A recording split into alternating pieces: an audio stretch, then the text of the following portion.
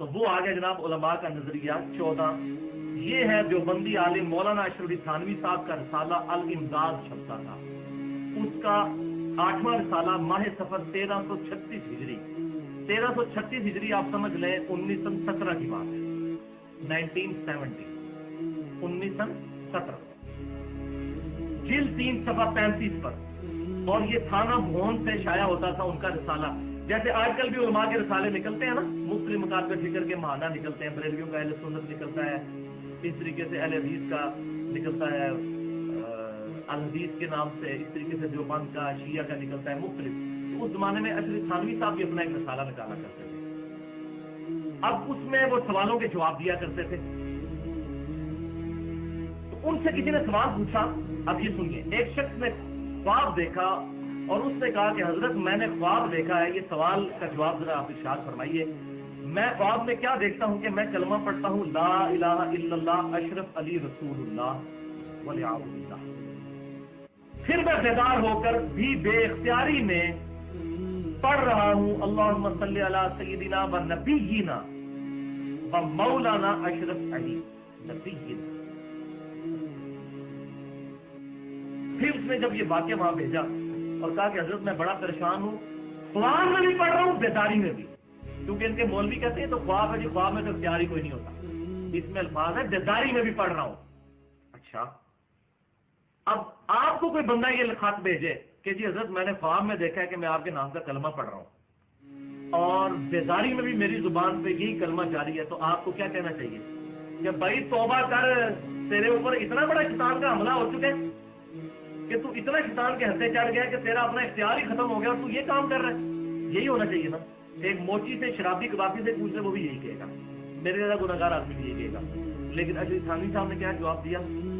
ان کا اس واقعے میں تسلی تھی کہ جس کی طرف تم رجوع کرتے ہو، یعنی تمہارا جو پیر، یعنی کہ میں خود وہ اشرف تھانوی صاحب ان کا مرید تھا نا، وہ بعون ہی تعالی متبع سنت ہے، یعنی تمہارا پیر اللہ کی مدد سے سنت کا عامل ہے، اس لیے تمہیں یہ خواب دکھائی گئی ہے کہ تم اپنے پیر کے نام کا کلمہ پڑھ رہے ہو اور اس کو نبی مانتے ہوئے اس پر درود پڑھ رہے ہو۔ پریشانی کی کوئی مسئلہ نہیں ہے کہ اس میں تو تسلی میرے لیے ہو گئی ہے۔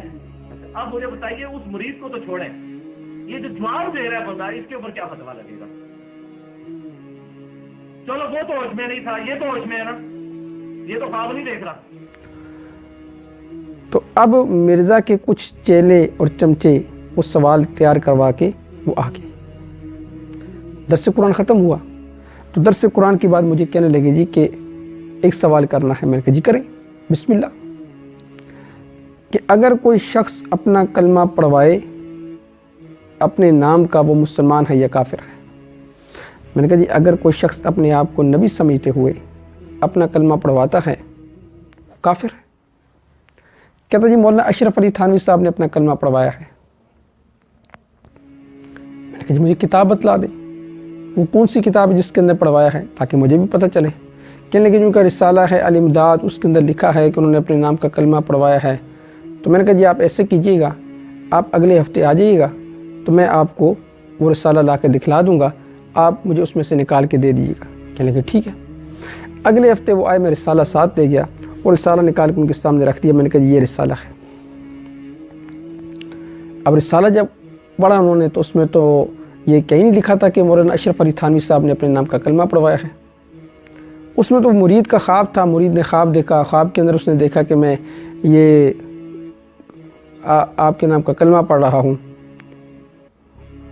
تو کہا جب میں بیدار ہوا تو میں پریشان تھا کہ یہ میرے منہ سے کیا نکلا ہے، اور میرے جسم پر لرزہ اور کپ کپی طاری تھی۔ اب میں اس کو درست کرنے کی کوشش کرتا ہوں تو دوبارہ میرے منہ سے وہی الفاظ نکلے، اور ساتھ لکھا ہے کہ میں مجبور ہوں، بے اختیار ہوں، زبان اپنے قابو میں نہیں، اور ساتھ یہ بھی کہہ رہا ہے کہ میں یہ بھی سمجھ رہا ہوں یہ غلط ہے، اس کو صحیح نہیں سمجھ رہا۔ تو جب میں نے یہ واقعہ ان کو پڑھوایا تو میں نے کہا جی پہلی بات تو یہ بتائیں کہ آپ جو تیاری کر کے آئے ہیں، آپ کے گرو صاحب جو آپ کو یہ سکھلاتے ہیں، یہ بتلاتے ہیں کہ اپنے نام کا کلمہ پڑھوایا، یہاں پر یہ لکھا ہے کہ اپنے نام کا کلمہ پڑھوایا؟ اب ان کے سر نیچے کہتے جی نہیں۔ میں نے کہا اچھا یہ بتائیں کہ یہاں کیا لکھا ہے. ایک واقعہ پیش ہے خواب کے اندر. میں نے کہا جی اگر خواب کے اندر آپ کے ساتھ کوئی معاملہ پیش آ جائے تو آپ پر شریعت کوئی حکم لگائے گی؟ کہتے جی نہیں.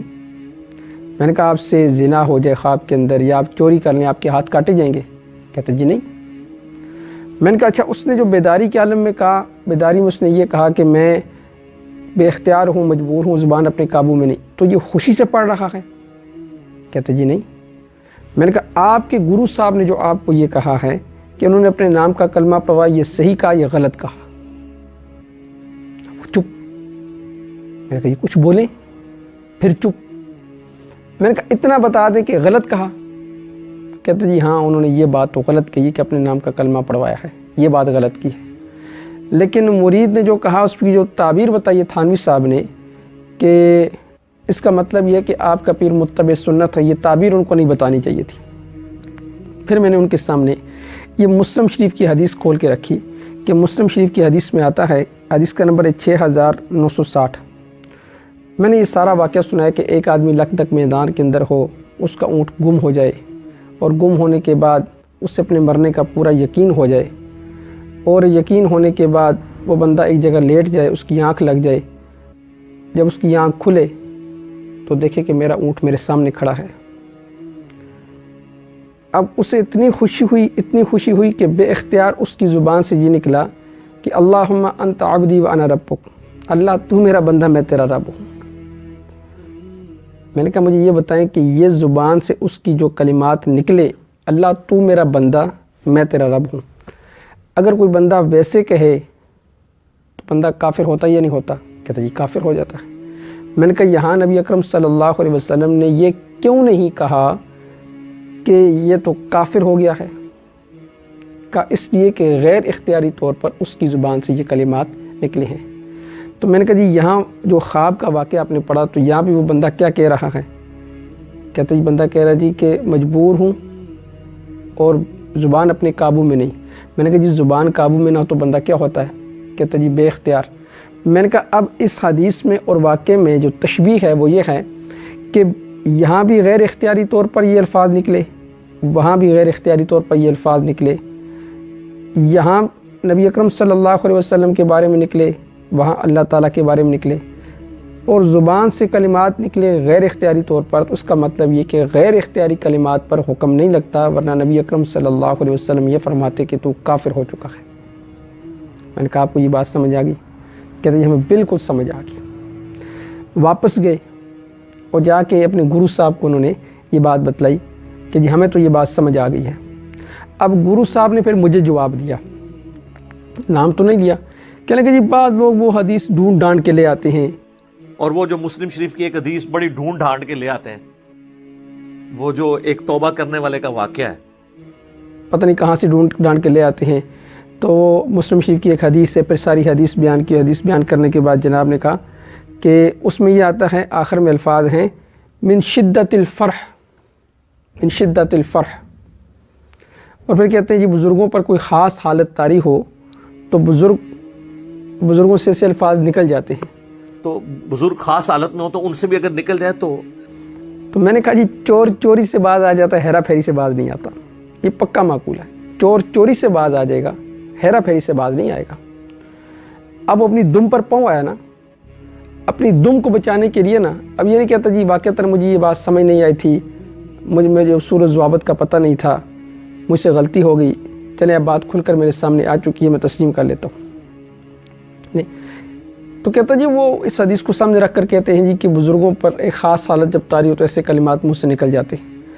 اور ساتھ یہ کہا کہ اس حدیث میں یہ ہے کہ کسی نے پڑھوایا نہیں، اور زبان ایک ہی دفعہ لڑکھڑائی ہے، اس نے یہ نہیں کہا کہ کسی سے پڑھوایا ہو.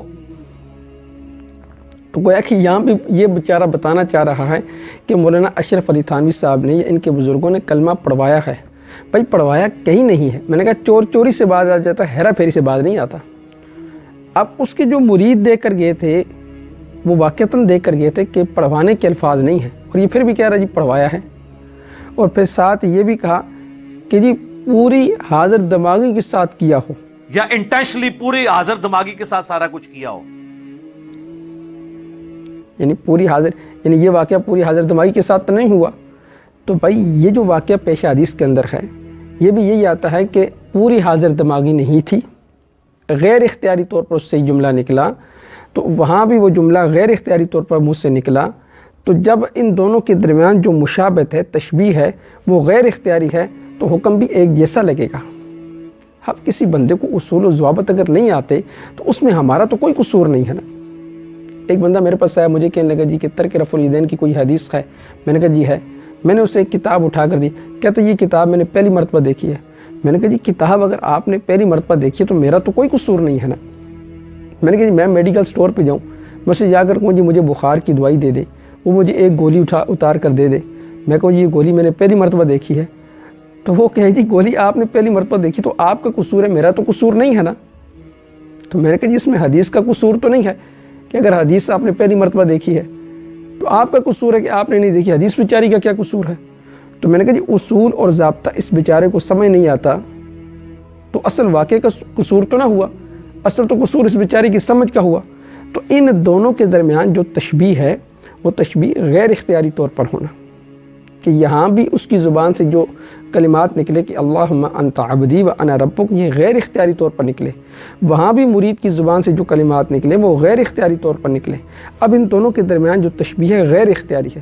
اس پر تھانوی صاحب نے جو تعبیر بتلائی, تعبیر بتلانے کے بعد ساتھ یہ بھی کہا کہ مجھے اس تعبیر پر اصرار بھی نہیں ہے, یہ شیطانی وسوسہ بھی ہو سکتا ہے, اس میں تو کوئی حرج نہیں ہے. تو اس لیے کہا جاتا ہے چور چوری سے چلا جاتا ہے, ہیرا پھیری سے باز نہیں آتا. تو یہ طریقہ واردات ہوتا ہے ان کا کہ یہ لوگوں کو دھوکہ دیتے ہیں, سچ بات نہیں بتاتے, ہیرا پھیری کرتے ہیں تاکہ لوگ اصل بات تک نہ پہنچ سکے. مقصد یہ ہوتا ہے کہ اولیاء اللہ سے, بزرگان دین سے لوگوں کو متنفر کرنا.